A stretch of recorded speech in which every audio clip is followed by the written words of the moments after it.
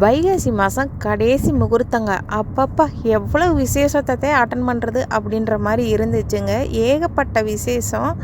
இது முந்தின நாள் பால் காய்ச்சின வீடு. அன்னைக்கு போக முடியலை, வெள்ளிக்கிழமை போக முடியலை. அதனால் சனிக்கிழமை போய் பார்த்துட்டு வந்துடலாம் அப்படின்ட்டு அதை அட்டன் பண்ணியாச்சுங்க.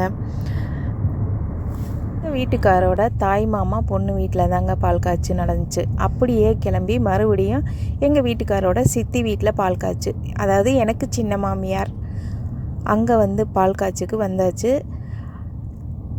அப்படியே என்னோடய கொழுந்தனாருக்குமே ரிசப்ஷன் வச்சுருந்தாங்க. அதையுமே அட்டன் பண்ணியாச்சுங்க. அதாவது பால் காய்ச்சி ரிசப்ஷன் ரெண்டையுமே அட்டன் பண்ணியாச்சு. பாலுமே நல்லபடியாக பொங்கி வந்துருச்சு.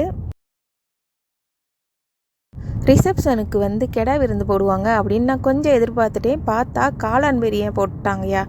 அப்படியே ஒயிட் ரைஸில் சாம்பாரை ஊற்றிட்டாங்க. என்ன சோத்தில் சாம்பாரா அப்படின்ற மாதிரி இருந்துச்சு. அப்படியே கிளம்பி மதுரை வந்தாச்சுங்க. நம்ம மதுரைக்கார பயலுக பாசக்கார பயலுகளா அப்படியே மட்டன் சிக்கன்னு வெளுத்து வாங்கியாச்சுங்க. செம்மையாக இருந்துச்சு சாப்பாடும். அப்படியே பொண்ணு மாப்பிள்ளையோடைய ஒரு ஃபோட்டோ எடுத்துகிட்டு அப்படியே பாய் சொல்லிவிட்டு கிளம்பிட்டோங்க.